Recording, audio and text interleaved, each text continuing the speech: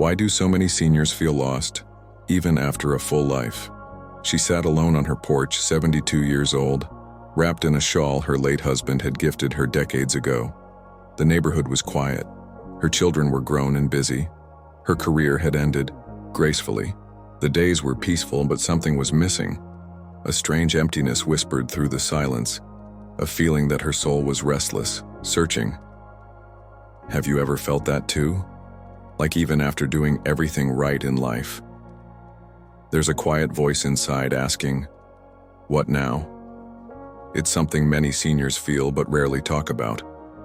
After 60, as the pace of life slows, a new question begins to rise, not about success or money or titles, but about peace, about purpose, about your soul.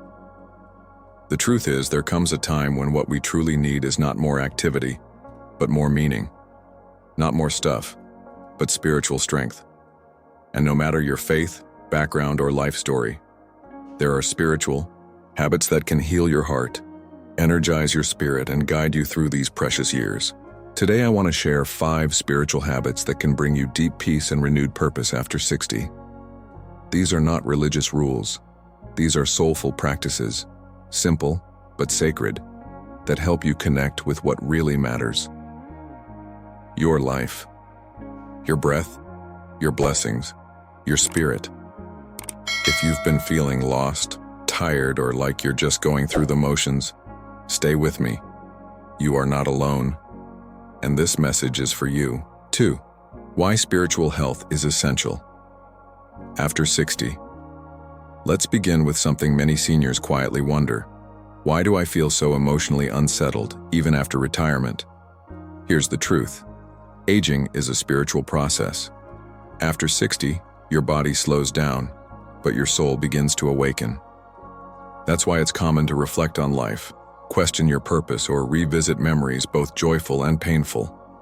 This stage of life naturally brings loss, the loss of work identity, the loss of loved ones, the changes in physical health. But it also brings something very powerful, the invitation to go within, to ask deeper questions, to listen to your spirit. Research shows that seniors who engage in spiritual practices, whether through prayer, meditation, reading sacred texts, or acts of kindness, report higher levels of happiness, better sleep, lower stress, and even stronger immunity. Spiritual health directly influences your emotional and physical well-being. But here's the best part. You don't need a degree, a temple, or perfect health to develop your spiritual strength. All you need is willingness, a soft heart, and a little daily intention. These 5 spiritual habits we'll explore are designed for you. Gentle, simple, soul-nourishing practices that fit easily into your day, whether you're active or homebound. You can start even today. So take a deep breath. Feel your chest rise and fall. And know this: your life has not passed you by. It's still unfolding. And your spirit is waiting to guide you into a beautiful, peaceful chapter. Let's begin with the first habit, perhaps the most powerful of all. For habit number 1, daily quiet time, sacred silence and reflection. In a noisy world, silence becomes sacred.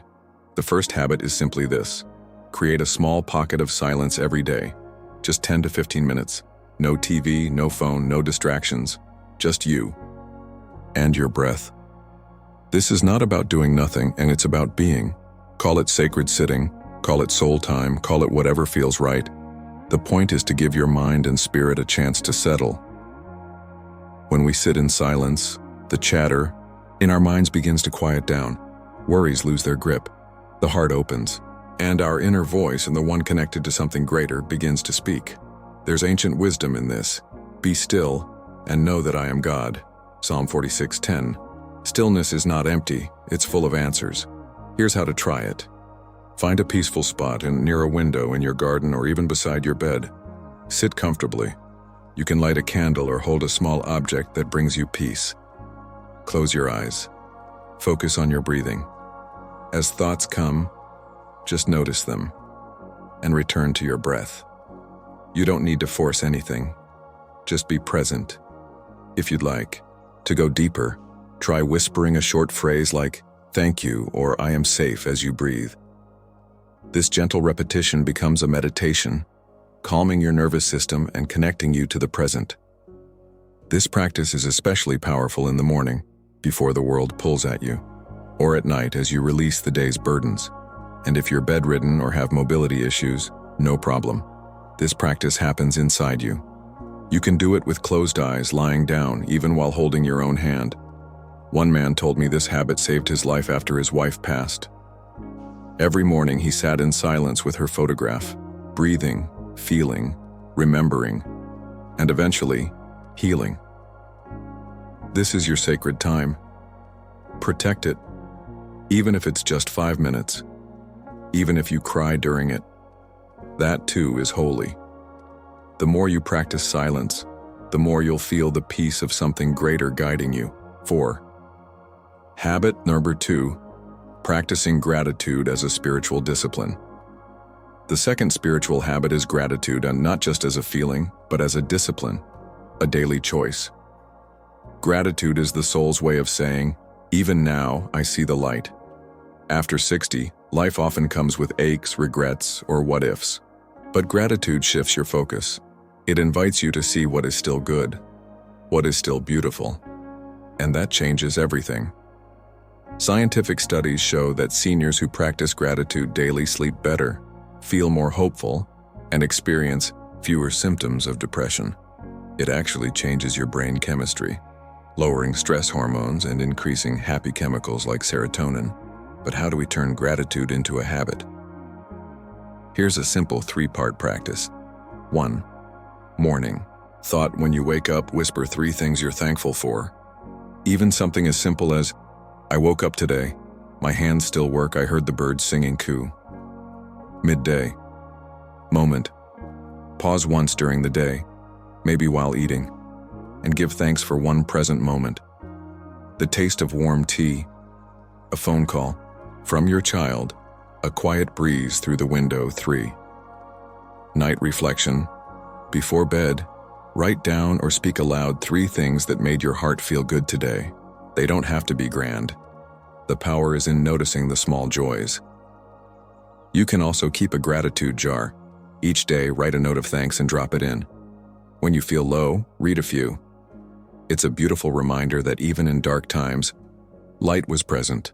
One woman shared how this habit changed her perspective after her cancer diagnosis. She started noticing beauty in the little things: the softness of her blanket, the kindness of her nurse, the sunlight on her face.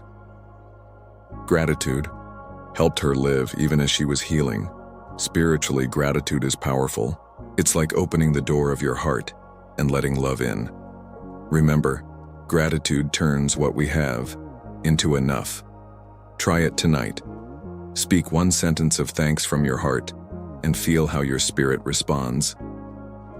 5. Habit number 3. Serving others, even in small ways. The third habit is often overlooked but deeply spiritual: service. Helping others, even in the smallest ways, brings immense healing. It connects you to your purpose. It uplifts you beyond your own struggles. But service doesn't mean exhausting yourself. It doesn't mean grand projects. It means showing up with love in any way you can. And here's the secret. When you help someone else, you actually help yourself. Research shows that acts of kindness release oxytocin and dopamine, chemicals that make you feel calm, connected, and joyful. Here are gentle ways seniors can serve. Call a friend who's lonely. Just listen. Write a kind note or letter to someone you love. Knit a scarf and donate it to a shelter. Share your wisdom with your grandchildren. Pray for someone who's struggling. Smile at the neighbor you always see. Service doesn't require wealth or perfect health. It only requires heart. Let me share a story. A widower I once knew felt deeply isolated. One day he decided to start calling his neighbor, an elderly woman who lived alone. Every morning they shared 10 minutes over tea just by phone. Weeks passed, then months. Soon they were each other's family. What began as an act of kindness became a bond that saved them both from deep loneliness. Never underestimate the Impact of your presence. Spiritually, service is sacred. It's love in motion, and it becomes part of your legacy. You are the answer to someone's prayer today. So ask yourself, who can I uplift today? A smile, a call, a kind word. That could be the medicine someone needs. 6. Habit number 4. Reading or listening to sacred or uplifting texts. The 4th habit is gentle, simple, and powerful. Feed your spirit daily with uplifting words. What you listen to becomes part of you. The words you take in shape your thoughts, your emotions, and your energy. That's why reading or listening to sacred texts, devotional books, or spiritual poetry can be such a balm for the soul, especially after 60, when you're looking for more than just entertainment. You're seeking nourishment. You don't have to read entire chapters or long passages. Even one sentence, one quote, can shift your whole day. Here are some ideas. From the Bible, Psalms, Proverbs, the Gospels. From other faiths, Tao Te, Ching, Bhagavad Gita, Sufi poetry, universal wisdom, Eckhart Tolle, Rumi, Maya Angelou, daily devotionals. Audio versions, use audiobooks, YouTube, or apps with spoken reflections. Try this practice. Spiritual 5 minutes. Each morning, read one paragraph from a sacred or inspiring book. Then pause. Reflect. Ask, what does this mean for me today? One beautiful verse says, "Your word is a lamp to my feet and a light to my path." Psalm 119:105. One woman battling illness told me she read one psalm a day, and that it carried her through treatments with faith, not fear. And if your vision is weak or your hands tremble, don't worry. There are audio apps and tools that can read to you. Just listening to one spiritual message a day can transform how you see the world. Words are food for the soul. Feed yourself what uplifts you. Habit number 5. Talking to a higher power, prayer, meditation, or sacred conversation. The 5th habit may be the most personal of all, communicating with a higher power. Call it prayer, call it divine conversation, call it soul talk. Whatever your belief system, the act of speaking honestly to something greater than yourself is deeply healing. Prayer is not about perfect words. It's not about knowing what to say. It's about showing up. It's about being real. Talk to God, to the universe, to your soul. Speak like you would to a friend with honesty, love, and trust. A simple format you can try. Gratitude. Thank you for this day. Truth. I'm feeling afraid, tired, lonely. Hope. Please guide me. Please bring peace. Silence. Sit and feel the comfort. One man, after his stroke, could barely speak, but he whispered prayers from his hospital bed. He said he felt heard, not by nurses, but by something sacred. That feeling gave him strength to heal, and for those who aren't religious, you can still meditate, visualize light, or journal to your inner guide. It's about creating connection to your soul, to the mystery of life. Prayer is the key of the morning and the bolt of the evening. Mahatma Gandhi. The more you speak to the divine, the more you'll begin to feel the answers. Not always in words, but in peace. You are never alone. Letting go and trusting the journey. Sometimes the most powerful spiritual habit is letting go. When life feels heavy, when grief, illness, or fear take over, the soul's greatest strength is surrender. Not giving up, but trusting.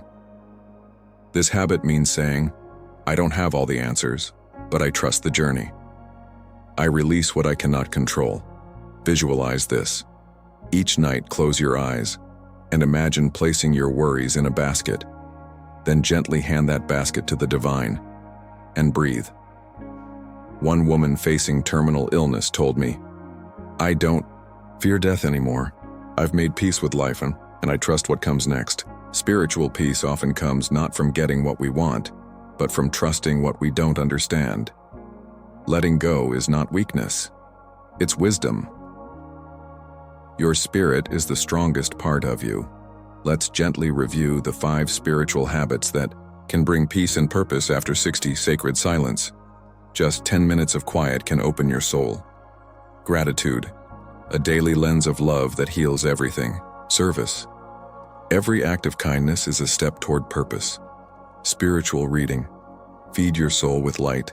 Sacred conversation, prayer or meditation to connect you to something higher. Letting go and trusting the journey. These are not obligations. These are invitations. You don't have to do them all at once. Start with one. Let it grow roots in your life. You've lived decades of experiences, lessons, and stories. Now is the time to live deeply. Not just to exist, but to feel truly alive from the inside out. May you find peace in your mornings. May your evenings feel restful. May your spirit feel seen, loved, and cherished. Your life is not over. It's unfolding with grace. Your breath is holy. Your presence matters. Your soul is sacred. If this message brought peace to your heart, share it with someone you love. Subscribe for more spiritual health guidance for your golden years. And comment below. Which habit spoke to your soul the most today? Until next time, may your days be gentle and your spirit always feel at home